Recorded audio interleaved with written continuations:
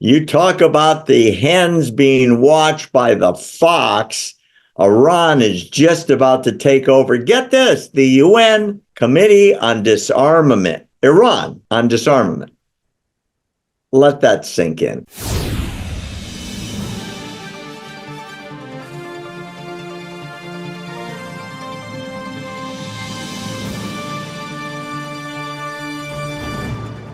Claire Lopez, I remember when I was a kid, there was one organization that hated the United Nations. It was called the John Birch Society, and they were convinced 30, 40 years ago that the UN was going to take over the world, and they cared nothing about their charter, world peace and preventing famine and helping in disasters and so on. And when I watch the UN now, it's literally a clown show. The latest news is the most aggressive, belligerent terrorist state in the world out of hundreds of countries is indisputably Iran. And Iran is set to become, this is unbelievable, the leader of the United Nations Conference on Disarmament. They are exporting terror all over the world. They're building nuclear weapons as fast as they possibly can.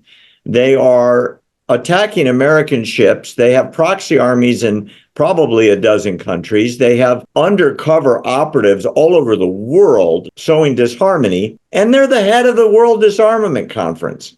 Is there any redeeming value left in the United Nations for the Western countries at this point? Barry, certainly not at the conference on disarmament. It boggles the mind to consider that the United Nations and this particular conference within it would ever even conceive of allowing the Islamic Republic of Iran doing all the things you just mentioned, terror sponsor of the most foremost state sponsor of terrorism in the world, driving pell-mell for a deliverable nuclear weapon capability, that one especially. But I guess what it is at this conference is that they have a kind of a structure to the rotating leadership of that conference, and it goes alphabetically. And it just so happens that this year, 2024, in March, and then again in May, there will be 2-week windows when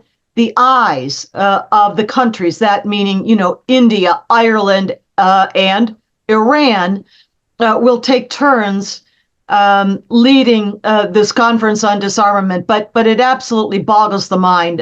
This should be permitted, or that the United States should continue supporting it. Yeah, I'm looking at the alphabetical order that you just mentioned. It's India, then Indonesia, then Iraq, then Ireland, then Israel, and Iran. It would be like if you pick dictators and Hitler's name came up. Okay, you've got 2 weeks. You're in charge. It's the theater of the absurd, as if once you are a country that is in the United Nations, you get a turn to play.